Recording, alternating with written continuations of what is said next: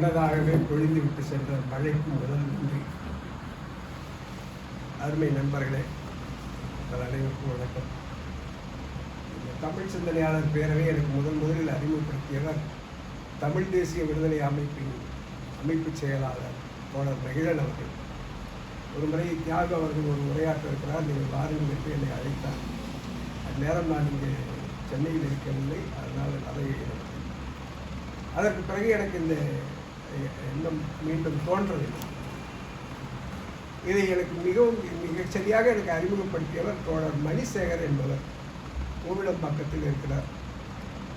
அண்ணா நூற்றாண்டு நூலகத்தில் நடைபெற்ற சிந்துவெளி ஆய்வு கருத்தரங்கத்தின் போது அவர் அங்கே கலந்து கொண்டிருந்தார். அவர் கருப்பு சிவப்பு வேட்டியுடன் நெற்றியில் குங்குமம் போட்டு சந்தனம் போட்டு விளங்க நின்றிருந்தார். அதை பார்த்த உடனே நான் அவரை, ஐயா நீங்கள் எந்த ஊர், எங்கேருந்து வந்திருக்கீங்க என்ன அப்படின்னு கேட்டேன். நான் கோவிலம்பாக்கம்ல இருக்கேன் அப்படின்னு சொல்லிட்டு அவர் தான் எனக்கு இந்த தமிழ் சிந்தனையாளர் பேரவையை சரியாக முழுமையாக மனதில் பதிய வைத்தார். எனக்கு ஒரு மிகப்பெரிய வியப்பு என்னவென்றால், நான் இதுவரை ஒரு 7-10 கூட்டங்களில் கலந்து கொண்டிருக்கிறேன். இதுவரை அவர் ஒரு நிகழ்வு கூட வந்ததில்லை. அது இருக்கட்டும். அடுத்ததாக, இயன்றதை செய்வோம், இடைவிடாது செய்வோம் என்கின்ற ஒரு மொழியை தோழர் சுபவி அவர்கள் அடிக்கடி சொல்வார். அந்த வகையில் இந்த தமிழ் சிந்தனையாளர் பேரவையின் திங்கள் போதையை தொடர்ந்து நடத்தி வருகின்ற தோழர் உதயன் அவர்களுக்கு மகிழ்ச்சி நிறைந்த பாராட்டுடன் நன்றி இருக்கிறேன். அடுத்ததாக, இந்த திராவிடமும் திருக்குறளும் திராவிடமும் என்கின்ற தலைப்பை பற்றி நான் பேச வேண்டும் என்று நினைத்தேன். ஆனால் நான் பேச வேண்டும் நினைத்ததற்கு முன்னதாக இதை பற்றி ஏன் பேச வேண்டும் என்கின்ற ஒரு சூழல் இருந்தது. உங்கள் அனைவருக்கும் தெரியும், இந்தியா டுடே கான்கிளேவ் அப்படிங்கிற அந்த ஒரு நிகழ்வில் குருமூர்த்தி பேசி எல்லோருமே ஓரளவுக்கு அறிந்திருக்கிறது. அந்த நிகழ்வுகளுக்கு முன்னதாகவே துக்ளக் இதழில் 3 கிழமைகள் ஒரு கட்டுரை எழுதினார், திராவிடம் திரித்த திருக்குறள். அதை படித்துவிட்டு நான் மிகவும், அதாவது என்னால் எந்த அளவுக்கு வேகத்தை வெளிப்படுத்த முடியுமோ அந்த அளவுக்கு வேகத்தை வெளிப்படுத்தி இதை பற்றி ஒரு சில பெரிய மறுப்புரையை யாராவது சொல்ல வேண்டும், எங்காவது ஒரு நிகழ்வு நடத்த வேண்டும் என்பதற்காக ஒரு சிலரை தொடர்பு கொண்டு, நான் யார் என்றெல்லாம் வேண்டாம், ஒரு சிலரை தொடர்பு கொண்டு நான் அவரிடம் பேசினேன். யாரும் அதை எந்த அளவுக்கு பொருட்படுத்தினார்கள் என்று இதுவரை தெரியவில்லை. இதுவரை அது நடக்கிறது. ஆனால் அதனுடைய தொடர்ச்சியாகத்தான் குருமூர்த்தி அவர்கள் அந்த இந்தியா டுடே கான்கிளேவில் பேசுகிறார்.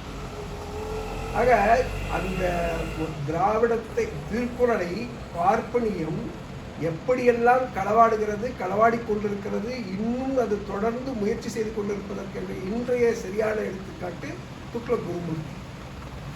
அப்போ அதாவது திராவிடம் அந்த திருக்குறளை கொண்டு வந்தது, மக்களிடம் கொண்டு வந்தது.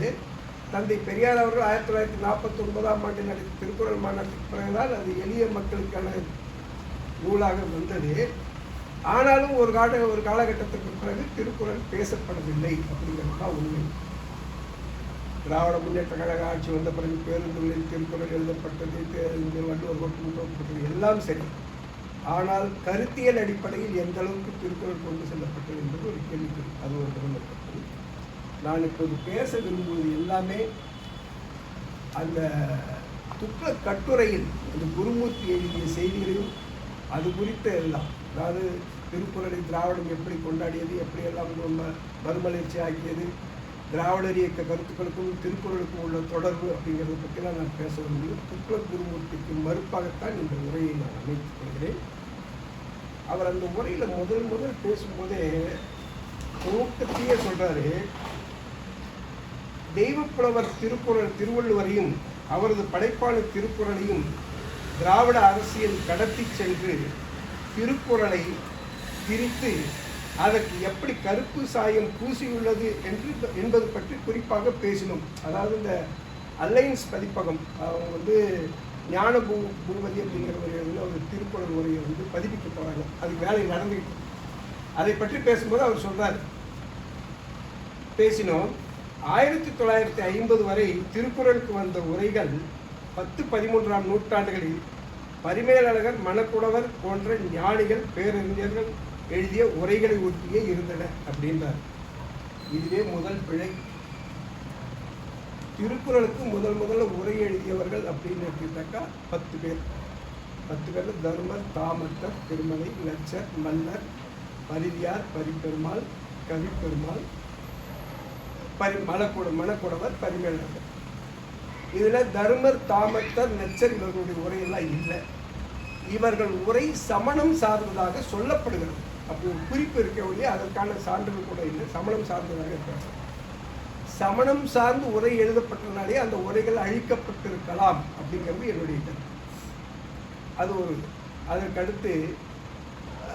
அதற்கடுத்து பரிபெருமாள், காளிங்கர் இவர்களுடைய உரை எல்லாமே சைவம் சார்ந்து தான் வந்துடும். அது காசி திருப்பனந்தாள் மடம் வெளியிட்டு அந்த திருக்குறள் உரை விளக்கம் அப்படிங்கிறது அது பற்றி குறிப்புகள். இது எல்லாவற்றையும் விட பரிமேலழகர் உரை தான் மிக சிறப்பாக கொண்டாடப்பட்டது. இந்த பரிமேலழகர் உரை சிறப்பாக கொண்டாடப்பட்டதற்கு எல்லாமே அடிப்படை காரணம் அன்றைய தினம் பெரும்பான்மையாக படித்திருந்தவர்கள் பார்ப்பனர்கள் என்பதை தவிர வேறு எந்த விதம். ஏனென்றால் பரிமேலழகர் உரை திருக்குறளுக்கு எழுதப்பட்ட உரை அப்படிங்கிறத விட பார்ப்பனியத்தை முன்னிறுத்துவதற்காக திருக்குறளை பயன்படுத்திக் கொண்ட உரை என்பதுதான்.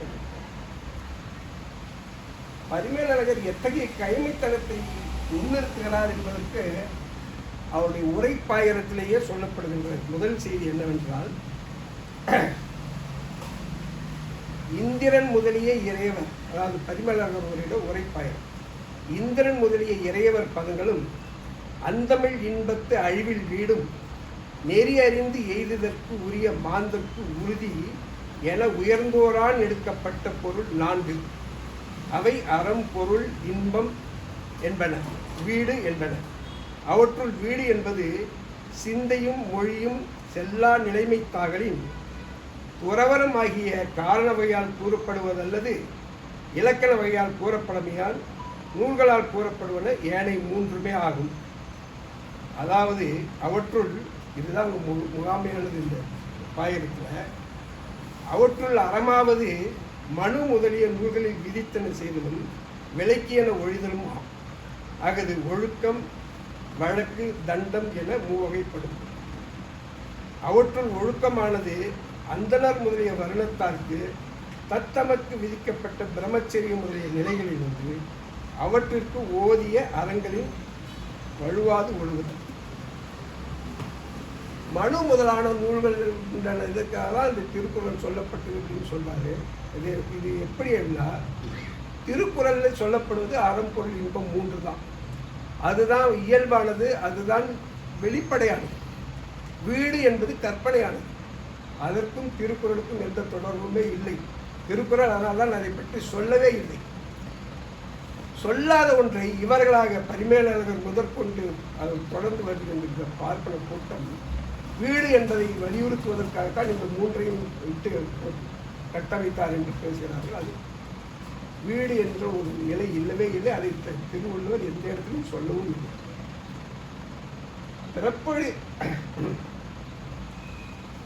பிறப்பறுத்தல் அப்படிங்கிறதுல அறவாழி அந்தனன் தாள் சேர்ந்தார்கல்லால் பிறவாழி நீந்தல் அறிவு அப்படிங்கிறார். இந்த அறவாழி அந்த இது அது கூட இந்த ஒரு இடத்துல அவர் சொல்றாரு. அது இன்னொரு அப்போ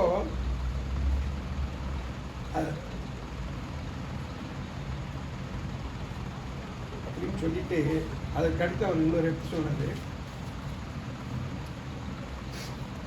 எல்லா வகை மக்களாலும் ஏற்க உகந்த பேருண்மையை திருக்குறள்.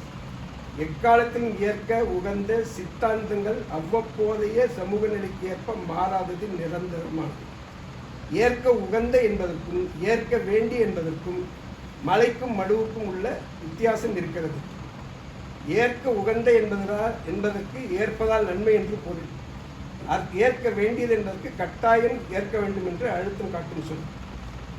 எக்காலத்திலும் தனி மனிதன் சமூகம் ஏற்க உகந்த கருத்துக்களைத்தான் கூறியிருக்கிறார் திருவள்ளுவர். எக்காலத்துக்கும் உகந்த எல்லோராலும் உகந்த காலவரையற்ற சித்தாந்தத்தை வேதம், உபனிஷங்கள், புராணங்களில் சனாதனம் என்று சொல்வார்கள். எப்படி கொண்டு வந்து இணைக்கிறான் பாருங்க. இது நிறைய சனாதனம் என்பது சமயம் அல்ல.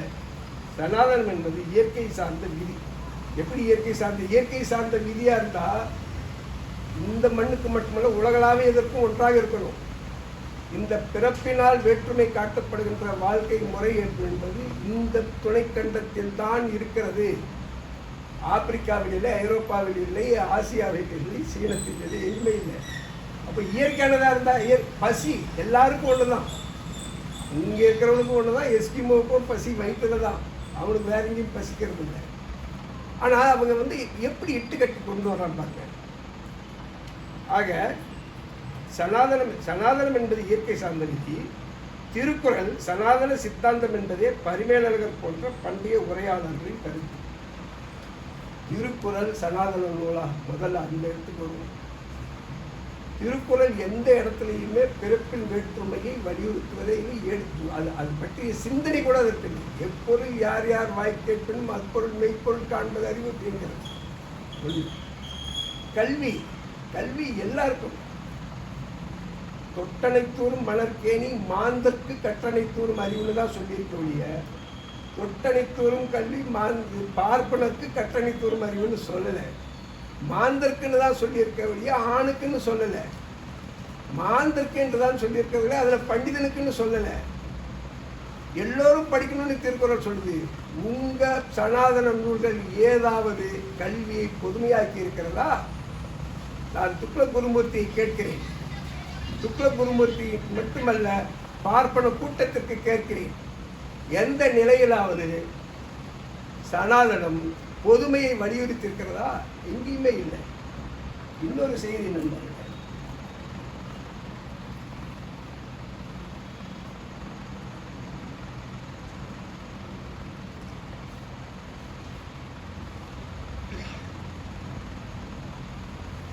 மனு தர்மம் என்ன சொல்லுது அப்படிங்கிறது, அந்த மனு தர்ம நூல் இருக்கு. மனு தர்ம நூல் வந்து நிறைய பதிப்புகள் வந்திருக்கு. நம்ம திராவிடர் கழகம் கூட வந்து அசல் மனு தர்மம் அப்படிங்கிற ஒரு நூலை நிறைய தொடர்ந்து வெளியிட்டிருப்பாங்க. இதெல்லாம் இவங்க ஒத்துக்க மாட்டாங்க. இந்த திருமாவளவன் அவர்கள் கூட இந்த மனு தர்மத்தை பற்றி ஒருவர் பேசும்போது எல்லாருக்கும் ஓ அப்படின்னாங்க. திருப்பதி நாராயணன் ஒரு ஆள் இருக்காம இருக்கான். அந்த ஆள் பேசும்போது மனு தர்மத்தை நிறைய பேர் எழுதியிருக்கான். திராவிடர் கழகம் வீரமணி கூட ஒரு மனு தர்மம் எழுதியிருக்காரு அப்படின்னா, அவர் மனு தர்மத்தை எழுதப்பட்ட மனு தர்மத்தை அது இப்படிப்பட்ட கருத்துக்களை கொண்டது அப்படின்னு தொடர்ந்து அவர் வந்து பதிப்பிச்சுட்டு இருக்கிறார். அதுதான் அவங்க அப்படி இல்லாம சொல்ல சரியா. அந்த மனு தர்மம் நீங்க சொல்ற மனு தர்மம் வேற, அந்த மனு இது இல்லை. அப்ப நீ எந்த மனுவை சொல்ற, எந்த மனு உயர்ந்ததுன்னு சொல்ற, அதை சொல்லு. இது வரைக்கும் மனு தர்ம நூல்கள் அப்படின்னு சொல்லப்பட்டது எல்லாமே ஒரே வகையானது தான். அதுல நம்ம திராவிடர் கழகம் பதிப்பிக்கின்ற இதுவோ சேலத்தில் ஒருத்தர் பதிக்கிற எவர் பதிப்பித்த திராவிட மனு தர்ம நூலையும் நாங்கள் சான்றாக எடுத்துக்கொள்ளவில்லை, எடுத்துக்காட்ட விரும்பவில்லை. பார்ப்பன பதிப்பகமான இந்து பப்ளிகேஷன் அப்படிங்கிற நிறுவனம் மனு தர்மம் குறித்து ஒரு நூலில் மிக விரிவாக பொருளோடு எழுதியிருக்காங்க. நீங்கள் அதை படிச்சிங்க அப்படின்னு சொன்னால் மனு தர்மம் என்ன சொல்லுதுங்கிறது தெரிஞ்சுக்கலாம். அதில் சொல்லப்பட்டிருக்கின்ற முதல் இதுவே என்ன அப்படின்னு சொன்னால், அந்த நிறைய செய்திகள் இருக்குது. நம்ம குறிப்பாக எல்லாம் நேரம் கருதி ஒரே ஒரு குறிப்பை மட்டும் எடுத்துக்காட்டுறேன். மனு தர்மம் என்ன வாழ்வியல் முறையை சொல்கிறது அப்படிங்கிறதுக்கு குழந்தைகளுக்கு என்ன பேர் வைக்கணுன்றது சொல்லலாம். குழந்தைகளுக்கு என்ன பேர் வைக்கணும் அப்படிங்கிறத, பிராமண குழந்தைக்கு வைக்கும் பெயர் சுபம் தரும் வண்ணம் இருக்க வேண்டும். சத்திரிய குழந்தைக்கு பலம் தரும் வாசகமாக இருக்க வேண்டும். வைசிய குழந்தைக்கு செல்வம் தரும் வாசகமாக இருக்க வேண்டும். சூத்திரர்களுக்கு ஏவலன் என்பதை அறியும் வகையில் பெயர் வைக்க வேண்டும். அதற்கடுத்து இன்னொரு குறிப்பதில் பிராமணனுடைய பெயர் சர்மா என்ற பதம் கூடியதாக இருக்க வேண்டும். ராஜாவுக்கு ரக்ஷணம் சேர்ந்ததாக இருக்க வேண்டும். வைசியனுக்கு செல்வத்தோடு கூடியதாக இருக்க வேண்டும். சூத்திரனுக்கு தாசம் என்ற பதம் கூடியதாக இருக்க வேண்டும். பிராமணனுக்கு நாராயண சர்மா, சிவசர்மா என்ற தெய்வ பெயர்களாக அமைய வேண்டும். பிராமணன் வீட்டில் எப்போதும் வேத சப்தமும் ஓம புகையும் இருக்கும். அங்கே குழந்தைகளையோ பெரியவர்களையோ கூப்பிடும் குரல் கூட புண்ணியத்தை தருவதாக இருக்க வேண்டும், அமைய வேண்டும். சத்திரியனுக்கு வர்மா என்ற பதம் சேர்க்க வேண்டும். விக்ரமாதித்தன், ராஜராஜன், வீரபாண்டியன் என்பது போன்ற பெயரிலேயே கம்பீரமும் இவன் காக்க பிறந்தவன் என்ற துணியும் இருக்க வேண்டும். வைசியன் செல்வத்தை பெருக்குவன், அதை உணர்த்தும் வண்ணம் தனகுப்தன் என்பது போன்று பெயர் அமைய வேண்டும்.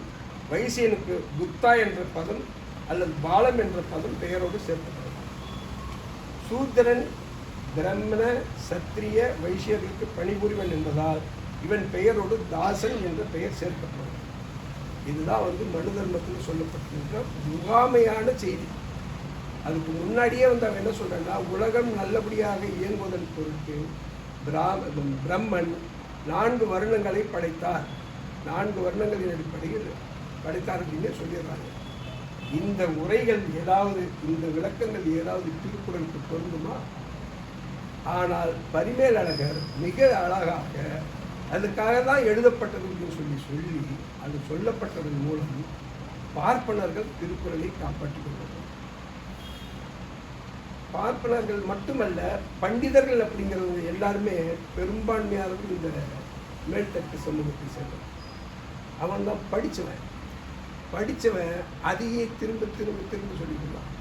1812 திருக்குறளுக்கு உரை எழுதின முதல் 10 பேரில் பரிமேலழகர் ஒருத்தர். அதற்கு பிறகு உரைகள் எழுதப்பட்டதாக இல்லை. 2 உரைகள் மட்டும் இருக்கு. அதெல்லாம் எதுவுமே இன்னைக்கு தரவுகள் கையில் இல்லை. அச்சு இயந்திரங்கள் வந்த பிறகுதான் 1812 தான் திருக்குறள் பரவலாக அச்சிடப்படுகிறது. திருக்குறள் 1812 முதல் இந்த 2025 வரை கிட்டத்தட்ட 1200 பதிப்புகள் பதிப்பிக்கப்பட்டது. 1200 பதிப்புகள் உரையாசிரியர்கள் 200-250 பதிப்புகள் இருக்கிறது. அதாவது தர்மதாமத்தை தொடங்கி இன்னைக்கு நான் படித்த உரைகள்லேயே மிக எளிய ரொம்ப அது இவங்கெல்லாம் உரை எழுதியிருக்காங்க அப்படின்னு நினைக்கிற அளவுக்கு கீர்த்தின்னு ஒரு ஆள் ஒரு உரை எழுதியிருக்காரு. அந்த உரை தான் அப்படி தோணுது. அப்படிப்பட்ட உரைகள் இதற்கு கிட்டத்தட்ட 250 பேர் எழுதியிருக்காங்க. ஆனால் கிட்டத்தட்ட 100-120 ஆண்டுகளாக, அதாவது அச்சு இயக்குந்திரங்கள் வந்த இருந்து 100-120 ஆண்டுகள் திருக்குறளை பற்றி பதிப்பத்தவை எல்லாமே பரிமேலழகர் உரையை ஒட்டித்தான் எல்லாருமே பதிப்பிச்சிருக்காங்க.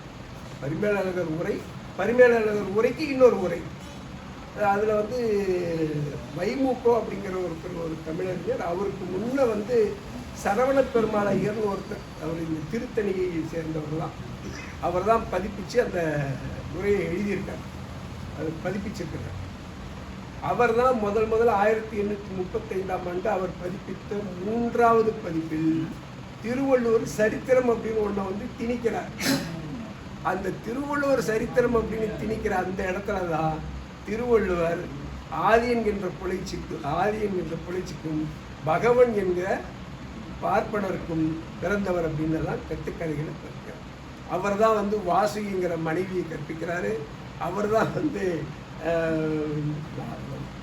திருவள்ளுவர் அழைச்ச உடனே வாசிக்கு தண்ணீர் அரிச்சிக்கிட்டு விட்டுட்டு வந்தாங்க. அந்த தண்ணீர் அப்படியே நின்று கொண்டிருந்தது அப்படின்னு பதிச்சது. திருவள்ளுவர் அழைச்சப்போ அவங்க உலக்கையை தூக்கிட்டு விட்டுருந்தாங்க. உலக்கை அந்த இடத்துலையே நின்று கொண்டிருந்தது அப்படின்ற அந்த எல்லா புழுகு கதைகளையும், அதாவது எப்படி எல்லா புராண கதைகளில் இருக்கிற புழுகுகள் எப்படியோ அது போல புழுகுகளை பதிப்பித்தவர் அந்த சரவண பெருமாள் ஐயர் தான். பேர் ஐயர்ல இருக்கு. ஆனால் அவர் பார்ப்பனர் அல்ல அப்படின்னு சொல்றாங்க. பார்ப்பனர் அல்லன்னு சொல்றாங்க. அது எந்த அளவுக்கு உண்மை சரின்னு ஐயர் வைமு கோபாலகிருஷ்ணரே ஐயர் தான். ஆமாம், அவர் வைமு கோபாலகிருஷ்ணம் ஆச்சாரியார், அவருடைய பேர் முழுக்கவே அப்படி வருது. அது இது. ஆனால் அந்த சரவண பெருமாள் ஐயர் அப்படிங்கிறது பார்ப்பனர் அல்ல அப்படின்னு ஒரு செய்தி இருக்கு. சரியா தெரியல. இதை முழுக்கவே மாற்றி திருத்தி எழுதியவர் நாவலர் சோமசுந்தர பாரதியார். நாவலர் சோமசுந்தர பாரதியார்லாம் ஒரு முறை தமிழறிஞர்கள் கூட்டத்தை கூட்டி அந்த கூட்டத்தில் திருவிக்காலாம் இருக்காங்க. திருவிக்கா, மறைமலைகள்லாம் இருக்காங்க. அவங்களாம் இருந்து இந்த கட்டுக்கதைகள், இந்த கதைகள் திருவள்ளுவர் வாழ்க்கை வரலாறு அப்படிங்கிற கதைகள் எல்லாமே போய் அவை எதுவுமே உண்மை சான்றுகள் அற்றவை. அது மட்டுமல்ல திருவள்ளுவரின் பெருமைக்கு மாறானது அப்படின்னால சொல்லி அவங்க அதை நீக்கிறாங்க. ஆனால் இன்றைக்கும் இந்த பார்ப்பன கூட்டம் அதையில அடிக்கடி சொல்லி கொண்டிருக்காங்க. அதற்கு அடுத்து அப்போது மனு தர்மம் அப்படிங்கிற நூல் சொல்லப்படுவது மட்டுமல்ல, ராமாயணம் மகாபாரதம் வேதங்களில் இருந்து ராமாயண மகாபாரதங்கள் உட்பட சிறு சிறு பக்தி இலக்கிய நூல்கள் வரைக்கும் எல்லாமே சொல்லப்படுது பிறப்பினால் வேற்றுமையை கற்பிப்பதுதான், சாதி ஏற்றத்தாழ்வுகளை உறுதிப்படுத்துவதுதான். இதற்கு நேர் எதிரான திருக்குறளை பார்ப்பனியன் கொண்டாடுவது கைமைத்தனமாக அவர்கள்தான் திரிக்கிறார்கள். திராவிடர் இயக்கம் திருக்குறளை திரிக்கவில்லை அப்படிங்கிறதால. அதற்கடுத்து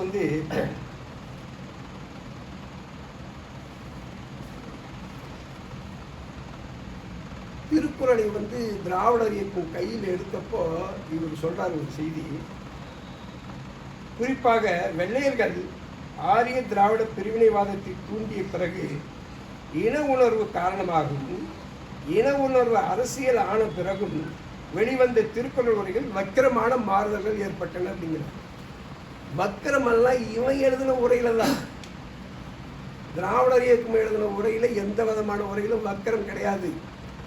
ஏன்னா திராவிடர் இயக்கம் முதலாக எழுதிய உரை அப்படின்னு தந்தை பெரியார் 1949 திருக்குறள் மாநாடு நடத்தி முடிக்கும் போது அவர் சொல்றாரு, பகுத்தறிவு சார்ந்த உரைகள் திருக்குறளுக்கு வர வேண்டும் அப்படின்னு எழுதுறாரு. அதற்காக அதை ஒட்டி எழுதப்பட்ட முதல் உரை புலவர் குழந்தை.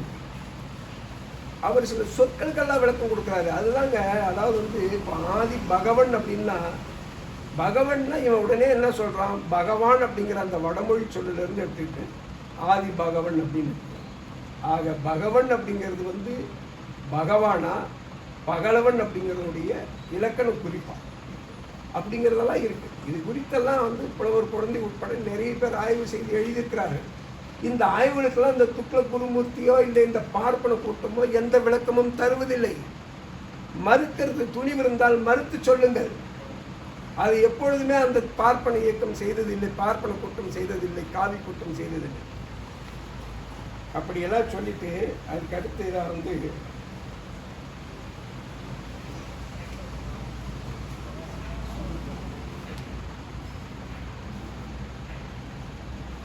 இரண்டாவது கட்டுரையில் எழுதினாரு.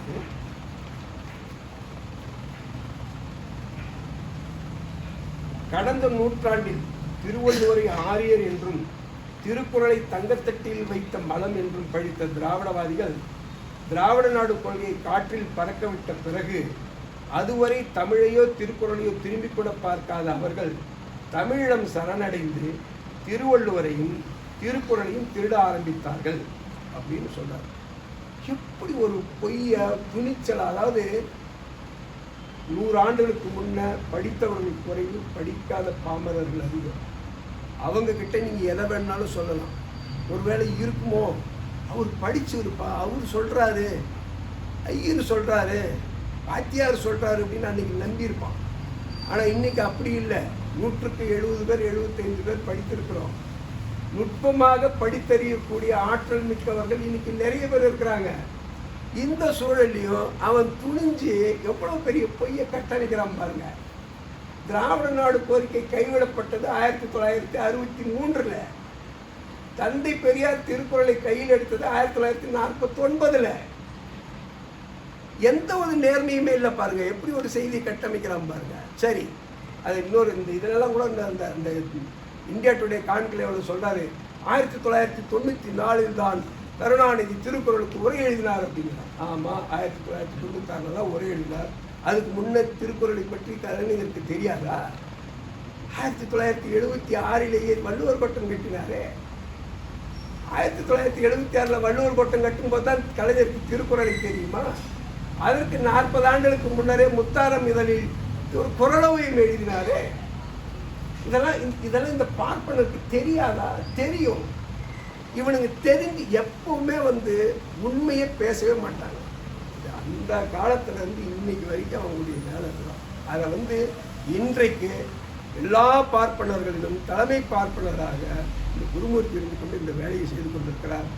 இலக்கியத்துறையில் மட்டுமல்ல, அரசியலிலும் அந்த வேலையை தான் செஞ்சுட்டு இருக்கலாம்.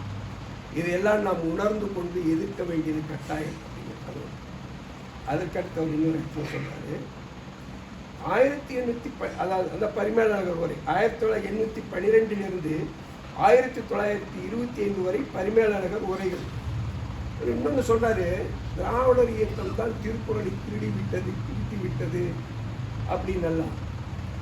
1949 தந்தை பெரியார் திருக்குறள் மாநாடு நடத்துவதற்கு முன்னதாகவே 1912 ஆண்டில் மணக்குடவர் உரையை பதிப்பித்தவர் வ.உ. சிதம்பரனார். 1935 ஆண்டில் திருத்திய பதிப்பாக திருக்குறளை எழுதியிருக்கிறார். அதில் அவர் சொல்லி இருக்கிற செய்திகள் முதல் 3 அதிகாரமே திருவள்ளுவரால் எழுதப்பட்டதில்லை அப்படிங்கிறாரு.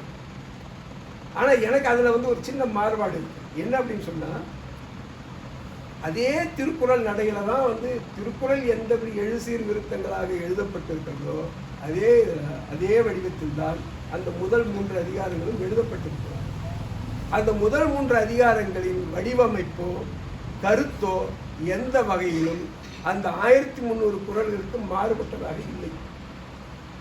அப்போ ஏன் வ.உ. சிதம்பரனார் அதை சொல்றாரு அப்படிங்கிறது நம்ம அது ஒரு ஆய்வுக்குரிய செய்தி, அப்படிதான் அதை நம்ம பார்க்கணும். ஆனால் இவன் சொல்றான், திராவிடம் தான் கையில் எடுத்து விட்டது, திருக்குறளை திரித்து விட்டது. திருக்குறளை திராவிடம் திரிக்கவே இல்லை. அதுக்கு நிறைய சான்றுகள் இருக்கு, நிறைய இது இருக்கு. அதனால இப்போ நம்ம இந்த ஆளுக்கு விடை சொல்லணும், இந்த ஆளுக்கு மறுப்பு சொல்லணும், யாராவது சொல்லுங்கன்னு நான் எனக்கு தெரிஞ்சவங்களெல்லாம் கேட்டேன். யாரும் அதுக்கு முன்னெடுப்பு எடுக்கல. ஐயா அவங்ககிட்ட அன்றைக்கி கேட்டேன், நீங்கள் பேசுங்க அப்படின்னா அதுக்காக தான் இன்றைக்கி பேசுகிறேன். இந்த பதிவு எந்த வகையிலாவது வெளியில் சென்றால் எனக்கு மிக்க மகிழ்ச்சி. அதற்கடுத்து அதான் இது ஏற்கனவே சொல்லுவாங்க, திருவள்ளுவர் மாலையை பற்றி சொல்கிறார். திருவள்ளுவர் மாலை அப்படிங்கிறது அது முதல் 2 இது இருக்கு இல்லைங்களா, கடுகை தொழுத்தி 7 கடலை பூட்டி குழுக்கு திரித்த குறள் அப்படின்னு அதாவது திருக்குறளுடைய நுட்பம் எவ்வளவு உண்மையானது அப்படிங்கிறத காட்டுக்கிறாங்க சொல்லப்படுகிற சொல்லு. அதற்கடுத்து கடுகை விட அணுவை திருக்குறள் அணுவை துளைத்து 7 கடலை புகழ்ந்தது திருக்குறள் அப்படின்னு. இது 2 மட்டும்தான் அந்த திருவள்ளுவர் மாலையில் இருக்கிறதுல சரியான பாடல்கள். அதுக்கு அடுத்து வரக்கூடிய பாடல்கள் எல்லாமே வேதத்தை பாராட்டி இருக்கிறது, அதை பாராட்டி இதை பாராட்டி இருக்குது. திருக்குறள் பிறவி வேற்றுமையை ஏற்றுக்கொள்ளவில்லை. அப்ப எப்படி அது வேதத்தை ஏற்றுக்கொண்டதாக பொருள்? அவன் சொல்றான், துணிஞ்சு சொல்றான். திருவள்ளுவர் மாலை குறித்து அது இன்னும் ஆனால் மிக கடினமான தமிழ் நடை. நான் அதை படிக்க முயற்சி பண்ணி இது என்னடா என்னுடைய தமிழறிவு அவ்வளோ உயர்ந்ததல்ல, அதனால் நான் அதை விட்டுட்டேன். ஆனால் திருக்குறள் உரைகளை நான் கிட்டத்தட்ட என்கிட்ட ஒரு 60 உரைகளுக்கு மேலே நான் வச்சுருக்கேன். நான் முடிஞ்சிருக்கு, நான் படிச்சுக்கிட்டேன்.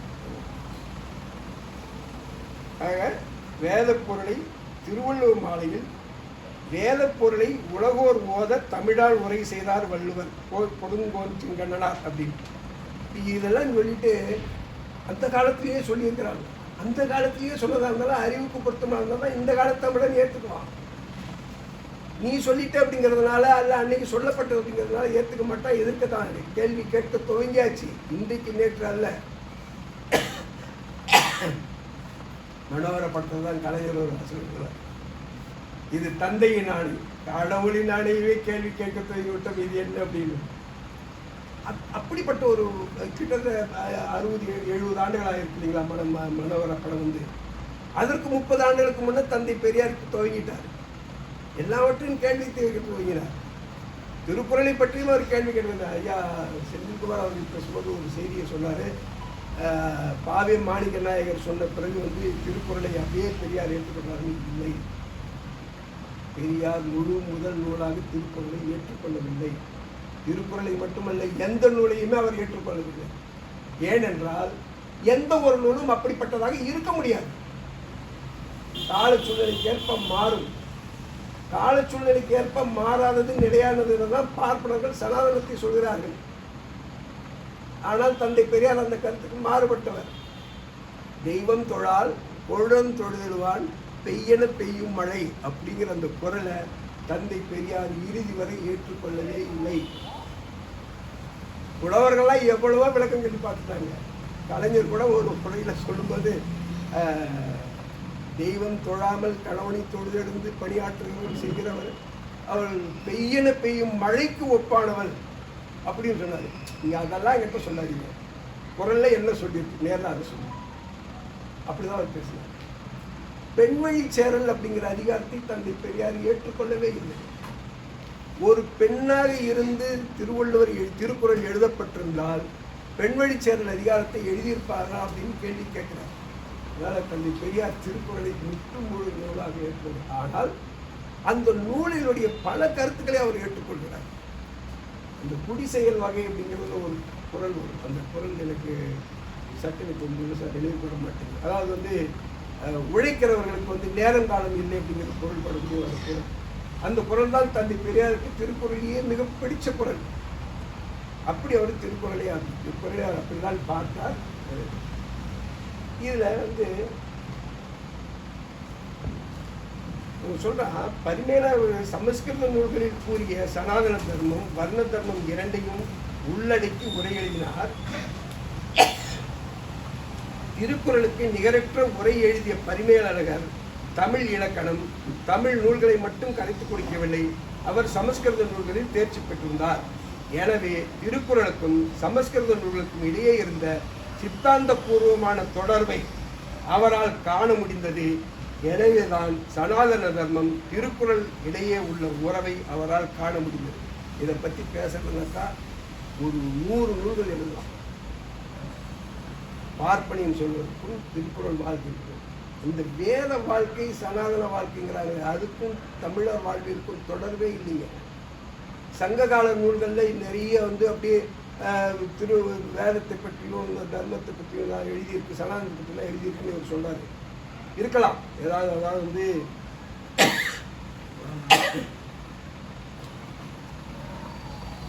ஆரிய படை கடந்த நெடுஞ்செழியன் அப்படின்னு எழுதுறது பிறப்பினை முன்னிறுத்தாமல் கற்றவனை அவையில் முன்னிறுத்தும்படி சொல்றது ஒரு பாடல். பள்ளியாக சாலை முதுகுடுமி பெருவழி அப்படிங்கிறது ஒரு பாடல். அது என்ன பாடல் எனக்கு தெரியல. தோழர் அருள்மொழி அவர்கள் ஒரு இதில் அதை சுட்டி காட்டினாங்க.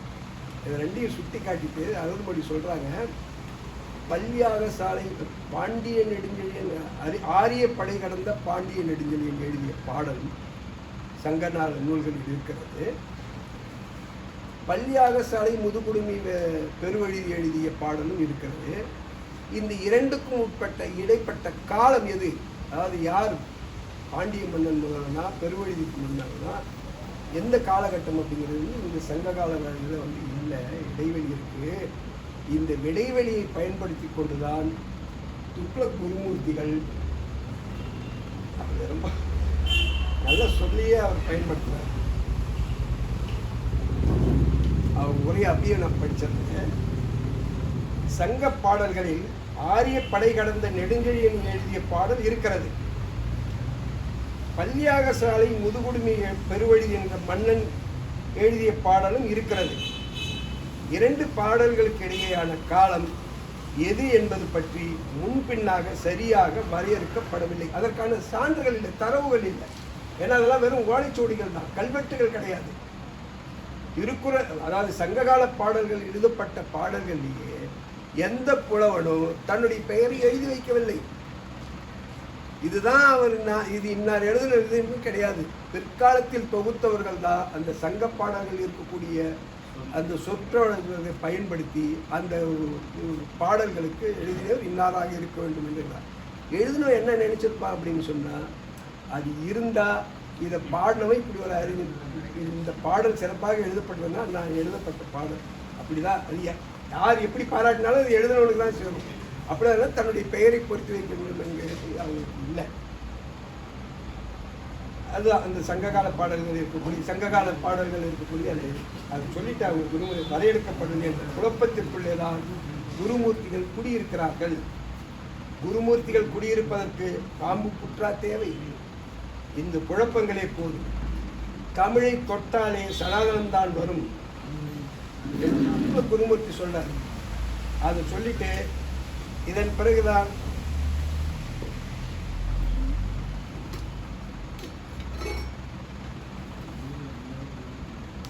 இதைத்தான் தந்தை பெரியார் இந்த சனாதனத்தை கேள்வி கேட்கும் பொழுது எதையுமே ஒரு தாட்சியம் பார்க்கவே இல்லை. சங்ககால நூலாக சிலப்பதிகாரமாக இதாக கம்பராமாயணம், ராமாயணம், மகாபாரதம், மற்ற புராணங்கள் அதெல்லாம் விட்டுங்க. சங்ககால தமிழ் நூல்கள் குறித்தே தந்தை பெரியாருக்கு எந்த விதமான தாட்சியமும் இருக்கவில்லை.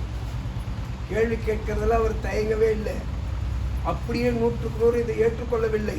நீங்கள் இவங்க சொல்கிறாங்க 1000 ஆண்டுகளுக்கு முன்னே எழுதப்பட்டது, 2000 ஆண்டுகளுக்கு முன்னே எழுதப்பட்டது. 2000 ஆண்டுகளுக்கு முன்னே எழுதப்பட்ட வாழ்வியலாக இருந்தாலும் இன்றைய அறிவுக்கு ஏற்கத்தக்கதாக இருந்தால் ஏற்கும், இல்லை என்றால் மறுப்போம் அப்படிங்கிறதான் தந்தை பெரியார்.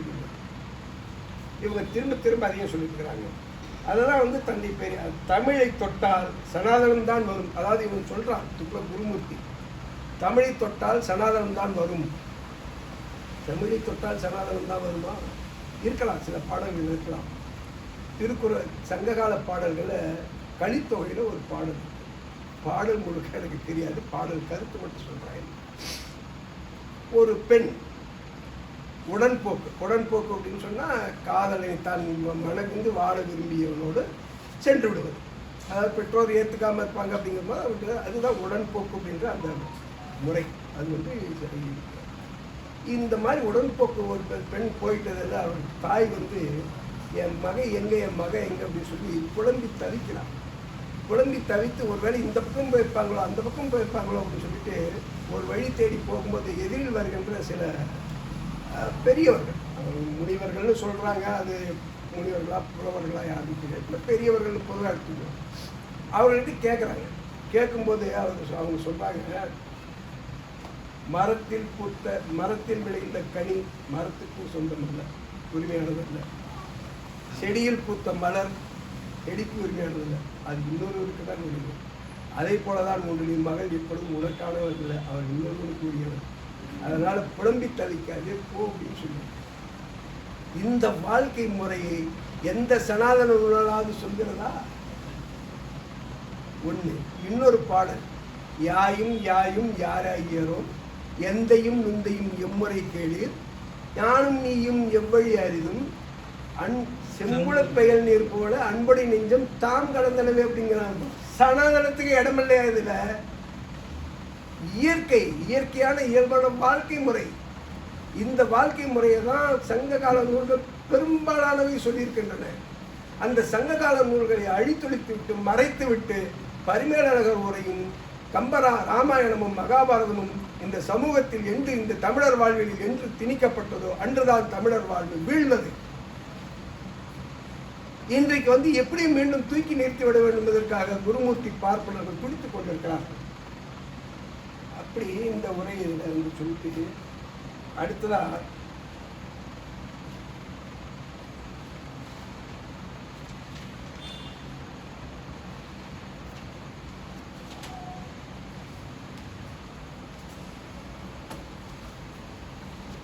அடுத்து இறுதி அந்த கட்டுரையில 3வது இறுதி பகுதி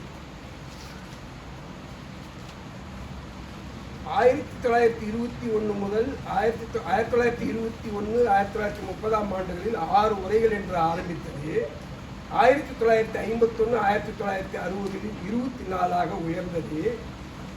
ஆனால் திருக்குறளை கேவலமாக பேசிய திராவிடர் இயக்கம் வலுப்பெறவே திருக்குறளுக்கு உரை எழுதுவது குறைந்து 1961-70 13ஆக இறங்கி 1971 1980 வெறும் 3 என்று ஆகியது. தமிழை படித்த திராவிடர் இயக்கம் தலைகீழாகி தமிழன் காலில் விழத் தொடங்கியவுடன் உரைகள் அதிகமாகின.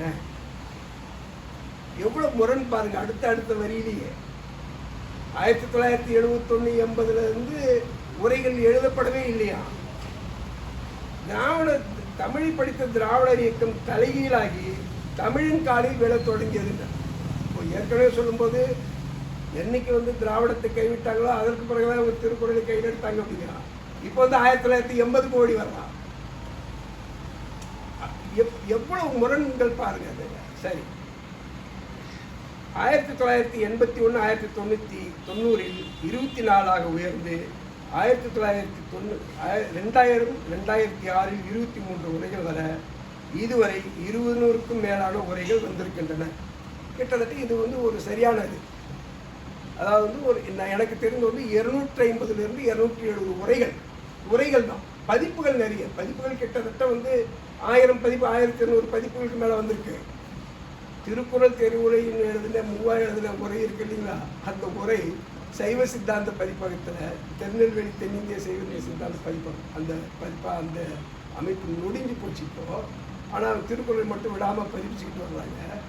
அது இப்போ என்ன அப்படின்னு சொன்னால், இந்த அச்சு அதாவது கணினி யுகம் வந்த பிறகு பிரிண்ட் ஆன் டிமாண்ட். அன்னைக்கெல்லாம் வந்து அச்சில் இருந்தாக்கா 1000 படிகள் 2000 படிகள் எவ்வளவுக்கு அதிகமான படிகள் அச்செடுக்கிறாங்களோ அவ்வளவுக்கு அந்த அச்சுக்கூலி விலை குறையும், அடக்க விலை குறையும். அப்படி தான் இருக்கும். இன்றைக்கி அப்படி இல்லை, 100 வேணும்னாலும் அச்சிட்டுக்கலாம். அப்படி அந்த வகையில் பார்த்தா 2009 2011ஆம் ஆண்டு 12ஆம் ஆண்டுன்னு நினைக்கிறேன், அது வரைக்கும் அந்த திருக்குறள் தெளிவுரை மூவாவுடைய தெளிவுரை 419 பதிப்புகள் கிடைக்கும். அதற்கு பிறகு இன்னும் இந்த 10 ஆண்டுகளில் எவ்வளோ பதிப்புகள், 15 ஆண்டுகளில் எத்தனை, 6 ஆண்டுகளில் எத்தனை பதிப்புகள் வந்ததுன்னு தெரியல. அது ஒரு பதிப்புகள் வேற. உரைகள் அப்படிங்கிறதுல வந்து திருக்குறளுக்கு முதல் உரை எழுதிய 10 பேர்களில் பரிமேலழகர் உரை தவிர்த்து மற்ற யாருமே திருக்குறளின் பொதுமையை சிதைக்கும் வண்ணம் எழுதவில்லை. அது இன்னும் சொல்லப்போனால் திருவள்ளுவரே சமணர் அப்படிங்கிற பொருள் எல்லாம் இருக்கு. அது எந்த அளவுக்கு சரி தவறெல்லாம் ஆய்வுக்குரிய செய்திகள். இதில் இன்னொன்று என்ன அப்படின்னா, திருக்குறள் வந்து இதுதான் எதையும் வலியுறுத்தி சொல்லலை. இந்த இதுதான் எதையும் வலியுறுத்தி சொல்லாததுனால எல்லாருமே இது எனதுன்னு கொண்டாடணும். அதுதான் திருக்குறள். ஏன் திருக்குறள் அந்த வலியுறுத்தி சொல்லலை அப்படின்னு சொன்னால், ஒழுக்கம் விழுப்பம் தரலான் ஒழுக்கம் உயிரினும் ஓம்பப்படும். ஒழுக்கம் எதுன்னு சொன்னாரா? ஒழுக்கம் ஒவ்வொரு வாழ்வியல் முறைக்கும் வெவ்வேறு. இந்த தாவரங்கள் நிறைந்த வளரக்கூடிய வாய்ப்புகள் உள்ள சூழல்கள், இயற்கை நிலை உள்ள இந்த பகுதியில் நீங்கள் கொல்லாமையை சொல்லலாம், வலியுறுத்தலாம், சுட்டி காட்டலாம். ஐரோப்பிய நாடுகளில் சொல்ல முடியுமா? அரபு நாடுகளில் சொல்ல முடியுமா? அவங்ககிட்டயாவது போனால் போதும், எப்படியோ ஒன்று சொல்லி ஏதாவது ஒரு வகையில் சொல்லிடலாம். எஸ்கிமோ கிட்ட சொல்ல முடியுமா? அவன் வந்து உயிர்களை கொண்டு தின்றுதான் வாழ வேண்டும், அவன் மீனை தின்றுதான் வாழ வேண்டும். இல்லை அங்கே இருக்கக்கூடிய வேறு ஏதாவது ஒரு உயிரினை தின்றுதான். இது திருவள்ளுவருக்கு எஸ்கிமோவை தெரியுமோ, அரபிக்காரனுக்கு தெரியுமோ, அதெல்லாம் தெரியுமோ தெரியாது தெரியல. ஆனால் ஒவ்வொரு இனத்துக்கும் ஒவ்வொரு விதமான வாழ்க்கை முறை இருந்திருக்கும் அப்படிங்கிறது திருவள்ளுவருக்கு மிக தெளிவாக தெரியும். அதனால தான் அவர் வந்து ஒழுக்கம் அப்படிங்கிறது இன்னதுன்னு வரையறுத்து சொல்லவே இல்லை. ஒழுக்கம் அப்படிங்கிறதுக்கு இன்னும் நிறைய சேர்த்து தந்தை பெரியார் ரொம்ப அழகாக சொன்னார். நீ அடுத்தவங்ககிட்ட எப்படி நடந்து, உங்ககிட்ட அடுத்தவங்க எப்படி நடந்துக்கணும்னு நினைக்கிறீங்களோ அதை போல நீ அடுத்தவங்ககிட்ட நடந்து, இதுதான் ஒழுக்கம். அதை விட வேற ஒழுக்கம் வேற எதுவுமே கிடையாது. அவ்வளவுதான் சொல்லி. இது வந்து திருவள்ளுவருக்கு தந்தை பெரியார் சொன்ன வழக்கம் இல்லை, மக்களுக்கு தந்தை பெரியார் சொன்ன. அவன் ஐயோ அவன் என்ன பத்தியா, அவன் அப்படி பண்ணிட்டா இப்படி பண்ணிட்டா, நீ என்ன பண்ணன்னு சிந்திச்சியா அப்படின்ற கேள்விதான் அந்த இடத்துல தான். அதை ஒட்டி தான் தந்தை பெரியார் சொன்னாரு. அப்புறம் உரைகள் வரவே இல்லை அப்படின்னா, என்ன உரைகள் திருக்குறளுக்கு உரை எழுதுறதுங்கிறது வந்து எளிமையான வேலையா? கலைஞரே 1996 உரை எழுதும்போது என்ன சொல்றாரு அப்படின்னா, இமயமலைக்கு பொன்னாடை போர்த்துவது போன்றது திருக்குறளுக்கு உரை எழுதுவது, பொன்னாடை போர்த்த முயற்சிப்பது போன்றது திருக்குறளுக்கு உரை எழுதுவது. உரையே வரல, 24 உரை தான் வந்துச்சு, 20 உரை தான் வந்துச்சு அப்படின்னா இது என்ன மாத நாவலா? திருக்குறளுக்கு உரை எழுதுவது அப்படிங்கிறது மாதத்துக்கு ஒரு உரையா எழுதிட்டு இருக்க முடியும்? அப்படிலாம் எழுத முடியாது. திருக்குறளுக்கு மிக நுட்பமான உரை எழுதியவர்கள் இருக்கிறார்கள். புலவர் குழந்தைக்கு அடுத்து உரை எழுதியவர் பாரதிதாசன், அதாவது காலவரிசை முன்பின்னாக இருக்கலாம். பாரதிதாசன் ஒரு 50 குறளுக்கு உரை எழுதியிருக்கிறார். பாவலர் பெருஞ்சித்தனார் ஒரு 240 குறளுக்கு உரை எழுதியிருக்கிறார். இப்படி எல்லாருமே எழுதியிருக்காங்க. சிந்தனை செம்பல் என்று பேராசிரியருக்கு அன்பழகனாரால் போற்றப்பட்ட பூசா ஆனந்தன் அவர்கள் திருக்குறள் உண்மை பொருள் ஒரு நூல் எழுதியிருக்காருங்க. அதுக்கெல்லாம் விளக்கம் சொல்றதுக்கு எந்த பார்ப்பன குருமூர்த்தியாலும் முடியாது. அவர் என்ன சொல்றாரு அப்படின்னு சொன்னா, திருக்குறளுக்கு ஒரு அதிகாரத்துக்கு 10 குறள் அப்படிங்கிறதையே ஏற்றுக்கொள்ள முடியாது அப்படிங்கிறார். அதாவது ஒரு அதிகாரத்துக்கு 12 குறளும் இருக்கலாம், ஒரு அதிகாரத்துக்கு 3 குறளும் இருக்கலாம். அதுக்கு என்ன விளக்கம் அப்படிங்கிறத வந்து அவர் கிட்டத்தட்ட 900 பக்கங்கள் கொண்ட நூலுங்க. இது அதெல்லாம் இவன் படித்து பார்த்துருப்பானா, அதெல்லாம் இவனுக்கு தெரியுமான்னு தெரியாது. நீங்கள் அந்த உரை, நான் முன்னுரை மட்டும்தான் படித்தேன், அந்த முழுக்க படிக்கல. முன்னுரையும் மிக ஆழமான சொல்லாங்க. நீங்கள் அதுக்கு மேலே அதை படிக்கணும் அப்படின்னு சொன்னால் நீங்கள் அதுக்காக மிக காலம் செலுத்தணும். அப்படிப்பட்ட உரைகள் எழுதப்பட்டு, நிறைய உரைகள் எழுதப்பட்டிருக்கு. அண்மை 2000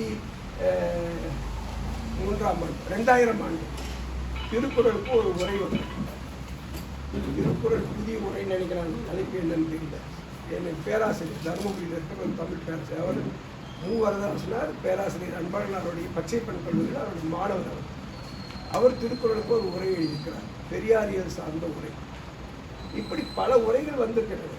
ஆனால் நீ எழுதுற மாதிரி அவங்க திராவிடர் காலத்துக்கு பிறகு வரல, இவருக்கு யாரும் திருக்குறளை எடுத்துக்கவே இல்லை அப்படின்னு சொல்றதெல்லாம் மிகப்பெரிய பொய். அதற்கடுத்து இன்னொரு குறிப்பு கொடுக்குறாரு, மகான் ஞானபூபதி. அதாவது இந்த ஞானபூபதி அப்படிங்கிறவர் எழுதின அந்த உரையை குறித்து பேசுறதை வச்சுதான் இந்த இதே வருது. அந்த அலையன்ஸ் பதிப்பத்தில் அது வெளியிடுறாங்க. இந்த மகான் ஞானபூபதி அப்படிங்கிறவர் திருவாரூரை சேர்ந்தவர். அவர் வந்து கலைஞருடைய தந்தை முத்துவேலருக்கு குருவாக இருந்தவர். அவருடைய ஆசிரியர், குரு அப்படின்னு சொல்கிறோம், ஆசிரியர் அப்படி வழிகாட்டி இருந்தவர். அவர் எழுதின அந்த உரை தான். ஆனால் அவரும் பரிமேலழகர் உரையை ஒட்டி தான் எழுதியிருக்கிறார். பரிமேலழகர் உரையை ஒட்டி ஒரு உரை வந்திருக்கிறது என்றால் அந்த உரை திருக்குறளின் பொதுமையை எடுத்து காட்டுகின்ற உரை அல்ல, அதற்கு மாறான உரை தான். திருக்குறளுக்கு என்ன நீங்கள் பரிமேலழகருக்கு என்ன நீங்கள் பட்டு சாயம் பூசினீங்கன்னாலும் அது பொருளற்றது தான். இதை சொல்லிட்டு அதை சொல்கிறாரு. இதில் வந்து தமிழறிஞர் தே. ஞானசுந்தரம்னு ஒருத்தர் சொல்கிறார்.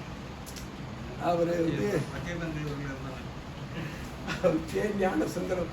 அதாவது இப்போ எனக்கு வந்து எல்லாரோடமே வந்து அறிமுகம் உண்டு.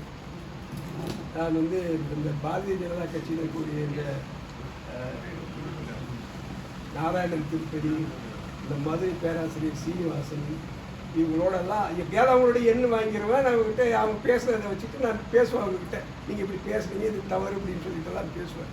அந்த மாதிரி யார்கிட்டையுமே வந்து நான் ரெண்டாவது நான் படிக்கிற நூல்கள்லையும் வந்து என்னுடைய நூலகத்தில் இருக்கிற நூல்களில் கிட்டத்தட்ட 300க்கும் மேற்பட்டவர்கள் இந்துத்துவ நூல்கள் தான்.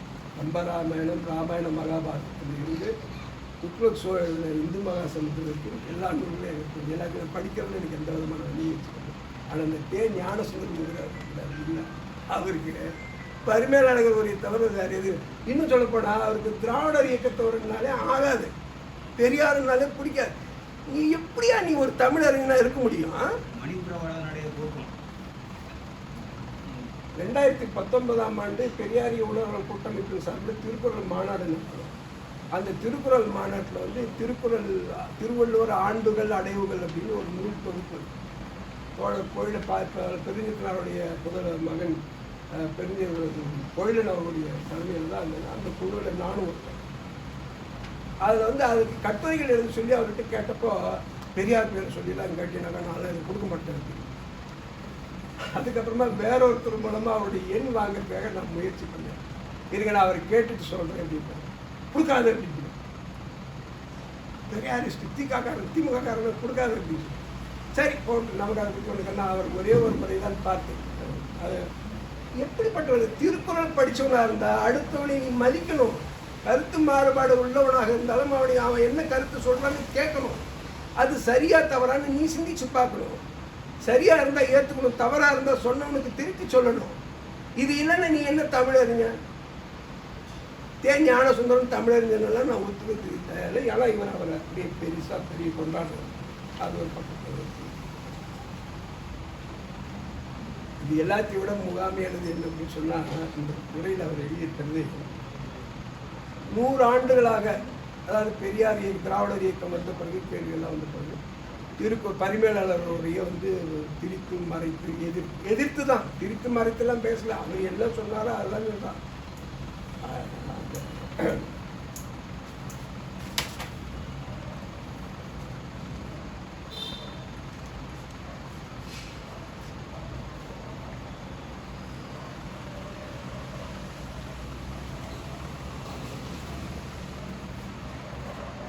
மறைத்து சொல்லுது.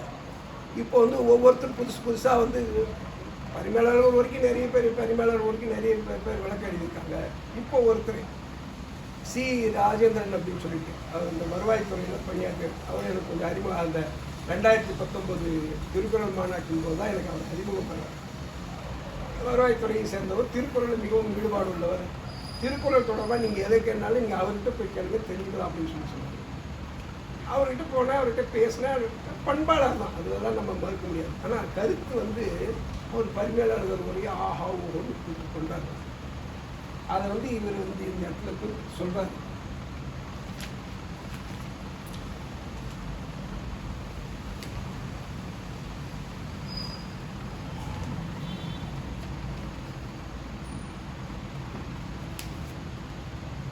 தசாப்தங்களாக பரிமேலழகர் உரையை மங்க வைத்து மறைக்கும் முயற்சிகளை மீறி பரிமேலழகரின் திருக்குறள் உரை புத்துணர்வு பெற்றிருக்கிறது. பரிமேலழகர் உரை புத்துணர்வு பெற்றிருக்காங்க. அப்போ அது ஏற்கனவே செத்து போச்சுன்னு பொருள். செத்து போன உரைக்கு இன்னொரு இவர் வந்து விளக்க டைமை தூக்கி பிடிக்கிறாங்க.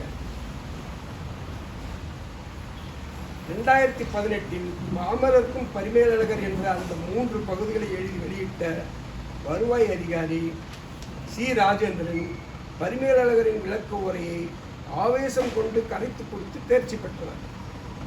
அவரை போன்றவர்கள் நுணுக்கமான பரிமேலழகர் உரையை சாமானியர்கள் புரிந்து கொள்வதற்கு பாடுபடுகிறார்கள் அப்படின்னு அவர் பற்றி எழுதுகிறார். இந்த சி ராஜேந்திரன் அவர் வந்து எழுதுகிற அந்த உரை, திருக்குறள் உரை குறித்து நான் அவர்கிட்ட ஒரே ஒரு முறை நான் சில முறை பேசியிருக்கேன். ஒரு முறை அவர் முகநூலி இருக்கார், ஃபேஸ்புக் அப்படி இருக்கார், நாலாவது இருக்கேன். அவர் ஒரு இடத்துல குறிப்பிட்டு பேசும்போது பரிமேலழகர் ஒரு உரையை ரொம்பவும் பாராட்டி எழுதியிருந்தார். நான் சொன்னேன், பரிமேலழகர் ஒரு திருக்குறள் பொதுமைக்கு எதிரானது, அதெல்லாம் ஏற்றுக்க முடியாது அப்படின்னு சொல்லி நான் அவர்கிட்ட சொன்னேன். எப்படி சொல்கிறீங்க அப்படிலாம் அவர் சொன்னார். நான் அதுக்கு சொன்னார், அதாவது மனு முதலான நூல்களில் இருந்து சொல்லப்பட்டதுதான் அவர் சொல்கிறாரு.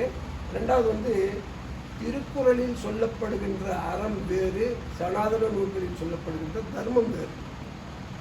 சனாதன நூல்களில் சொல்லப்படுகின்ற தர்மம் அப்படிங்கிறது பிறப்பில் வேற்றுமை கற்பிக்கும் வாழ்வியல் கருத்து. ஆனால் திருவள்ளுவர் சொல்லும் அறம் அப்படி அல்ல. அறம் அப்படிங்கிறதுக்கு என்ன அப்படின்னு சொல்லிட்டு கிட்டத்தட்ட 16 இடங்களில் வந்து திருக்குறளில் வந்து சொல்லப்பட்டிருக்கு. அரணப்படுவதே இல்வாழ்க்கை அப்படிங்கிறது வந்து பல குறள்கள் இருக்கு. இறுதியாக ஒரே ஒரு குறள் அறம் அப்படிங்கிறதுக்கு இதை விட தெளிவான விளக்கம் வேறு யாரும் சொல்ல முடியாது. வள்ளுவர் எல்லா இடங்களிலும் சொன்ன விளக்கத்தை விட மிக சிறந்த விளக்கமாக சொல்வது மனத்துக்கண் மாசிலநாதல் அனைத்தாரும். அறன்னா அதுதான், மனத்துக்கண் மாசிலநாதல். உங்கள்கிட்ட மனத்தில் வந்து எந்த விதமான களங்கமும் இல்லாத சிந்தனை, வாழ்க்கை முறை, நடைமுறை செயல், இதுதான் அறம் அப்படிங்கிறது. மனுவோ எந்த இதழ் நூல்களோ எதுவுமே சொல்ல. இதை நான் அவர்கிட்ட எல்லாம் எடுத்து சொல்லிட்டு அதெல்லாம் இருக்குங்க. மக்கட்பேறு அதிகாரத்தில் அவர் வந்து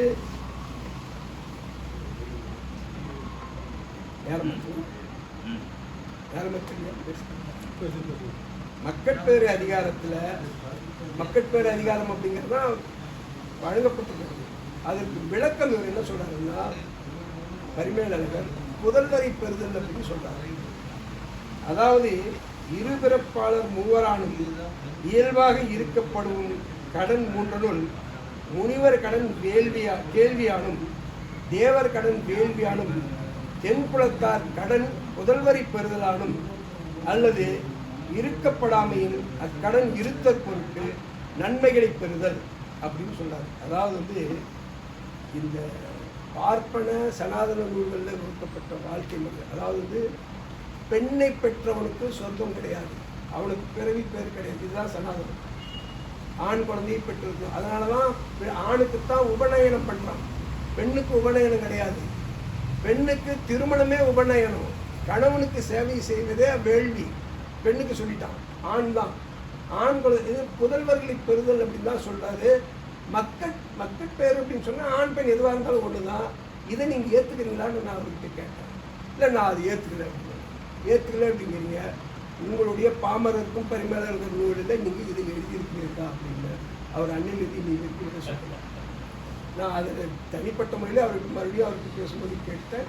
இப்போ கூட இந்த துக்ளக் குருமூர்த்தி அதை எடுத்து காட்டியிருக்கிறது வந்து ஐயா அவங்களை பற்றி சொல்லியிருக்காரு அப்படின்னு சொன்னோன்னே அவர் ரொம்ப பெருமையாப்பட்டு அவர் பரிமேலழகர் மனுவை பற்றியெல்லாம் சொல்லலை அப்படின்னு மனுவை பற்றி அவர் என்னென்ன பண்ணியிருக்காரு அப்படிங்கிறது அது வேறு செய்திங்க அது விட்டுருவோம் உங்களை பற்றி அவர் குறிப்பிட்டிருக்கிறார் அப்படிங்கிறது மட்டும் அவங்களுக்கு எடுத்து காட்ட அப்படின்னு சொன்னார். இப்படி திருக்குறளில் பரிமேலழகர் செய்த பார்ப்பனிய தரத்தை எதிர்க்கின்ற வகையில் தான் திராவிடர் இயக்கம் செயல்பட்டது.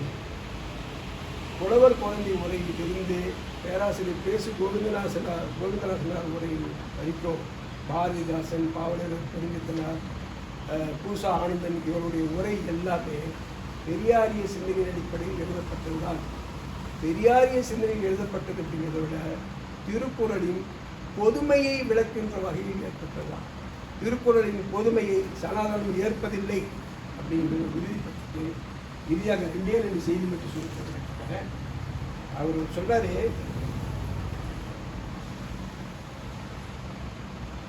அதுதான் நம்ம இந்த இந்தியா டுடே கான்கிளேவில் பேசும்போது அவர் பேசுனது சொன்ன செய்தியை நம்ம தான் ரொம்ப கடுமையாக மறுத்து பேசினாங்க. யாரும் ரொம்ப விரிவாலாம் பேசலை. இந்திரகுமார் ஒரு சின்ன குறிப்பை காட்டினார்.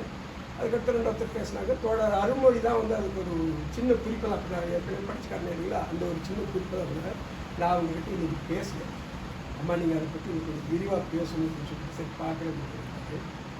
அந்த முறையில் அந்த இந்தியா டுடே கான்கிளேவ் நிகழ்வில் அவர் சொன்னால், தமிழ் கலாச்சாரம் இலக்கியம் மட்டுமல்ல, தமிழ் அறிஞர்களும் சனாதன தர்மம் பிராமணர்களை கொண்டாடினர். திருவள்ளுவரும் பிராமணர்களை போற்றுகிறார். மோட்சத்தை அடைய விரும்புவோர் பிராமணனின் தாள் சேர வேண்டும் என்று கூறினார். பச்சை அயோக்கியத்தனம், அதாவது கவலையே இல்லாமல் பச்சை அயோக்கியத்தனமான கைமைத்தனமான ஒரு கருத்து இது. திருக்குறள்ல எந்த இடத்துலையும் பிராமணர் என்றே சொல்லவில்லை, அந்தனர்னு தான் சொல்லுது. அந்தனருங்கிறதையே நாங்கள் தான் அப்படின்றாங்க. இது ஏற்கனவே ஒரு இதில் கூட வந்தது. அந்தனர் என்பவர்கள் நாங்கள் அந்தனர்களை போற்றி இருக்கிறது. திருவள்ளுவர் சொல்றாரு அந்தனர் என்பவர் அறவோருங்கிறார்.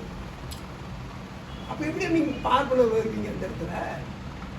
அதுதான் அந்த இதுல அந்த ஆங்கில சொல்றாரு டச் த பிராமணஸ் ஃபீட் அப்படின்னா அந்த இதில் அப்படியே அந்த அந்த ஆங்கிலம் எனக்கு அந்த அளவுக்கு தான் ஆங்கிலம் தெரியல, தெளிவான ஆங்கிலம் தெரியும். ஆனால் அந்த இடத்துல அப்படியே சொல்றான் திருவள்ளுவர் இப்படி சொல்றாரு அப்படின்ட்டு. ஆனால் திருவள்ளுவர் என்ன சொல்றாருன்னா, அறவாழி அந்தனன் கால் சந்தார்கண்டால் பிறவாழி நீந்தல் அரிதுங்கிறாரு. அறவாழி அந்தனனை பார்ப்பனன் எப்படி எடுத்துக்கிறது? நீ சொல்லிட்டா அது ஆயிடுமா? அதுக்கடுத்து இன்னொரு செய்தி சொல்றாரு. ஐயா திருந்தலையான் அவர்கள் தான் அதுக்கு கொஞ்சம் விளக்கம் சொல்லணும்.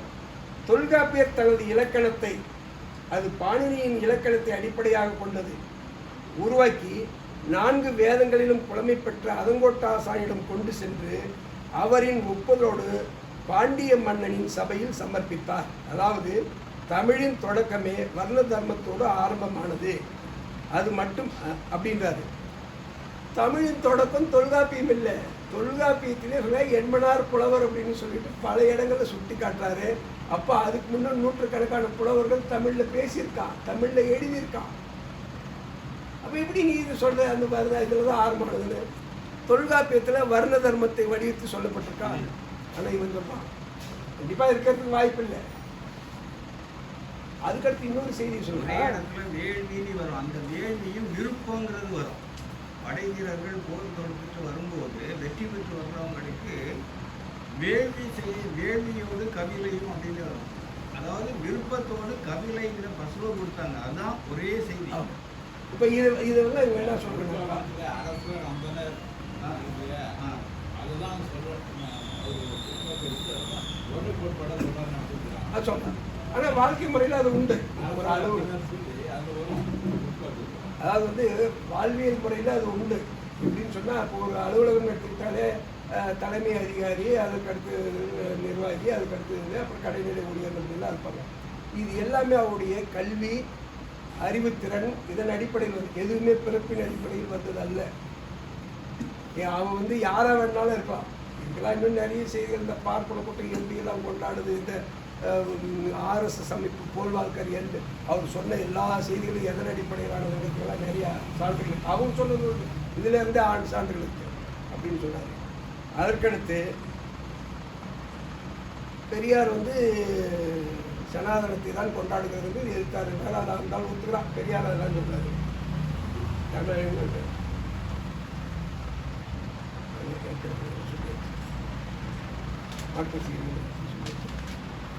ஆகவே தோழர்களே, காலங்கள் நான் எந்த அளவுக்கு நேரம் எடுத்துக்கிட்டேன்னு எனக்கு தெரியல. இன்னும் வந்து இது குறித்து பேசணும்னா இன்னும் நிறைய செய்திகள் பேச முடியும். எனக்கு வந்து நான் உண்மையிலேயே வந்து 1ஆம் தேதியிலிருந்து 5ஆம் தேதிக்குள்ளே இதுக்கான குறிப்புகளை எடுத்து வச்சு அப்படின்னா சரியாக இருக்கும்னு சொல்லிட்டு நான் அது வரைக்கும் இதை பற்றி எடுத்துக்கல. ஏற்கனவே திருக்குறளை பற்றியும் இதை பற்றியெல்லாம் தெரிஞ்ச செய்திகள் மட்டும்தான் மனசில் வச்சுக்கிட்டு இருந்தேன். எதிர்பாராத விதமாக கடந்த 2-3 ஆகிய நாட்களில் நாங்கள் ஊருக்கு போக நேற்று சுயமரியாதை நூற்றாண்டு விழா அதுக்கு போகணும்.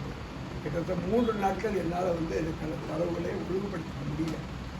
இப்போ வந்து நான் இந்த இதை வந்து இப்போ இது வரைக்கும் எனக்கு ஏற்கனவே தெரிந்தது இந்த நூலில் இருக்கிறத வச்சுட்டு பார்ப்பனியம் எப்படி திராவிடத்தை திருக்குறளை திரிக்கிறது களவாடுகிறது அப்படிங்கிறதுக்கான சிறு எடுத்துக்காட்டு நான் கேட்கிறாங்க.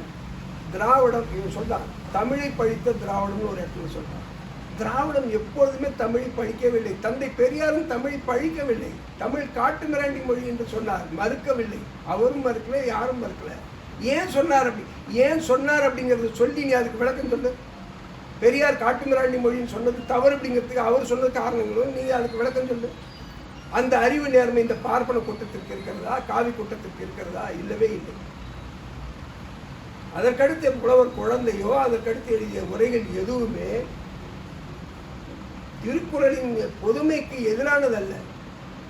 ஆனால் நீங்கள் அப்படி சொல்றீங்க. அதுக்கான விளக்கம் சொல்லக்கூடிய அறிவு நேர்மை இந்த காவி கூட்டத்திடம் இல்லை என்று சொல்லி இந்த அருவருக்கத்தக்க ஆரிய பார்ப்பன சனாதனத்தை என்றும் எதிர்ப்போம் என்று கூறி வாய்ப்புக்கு நன்றி கூறி வெளிவருகிறோம்.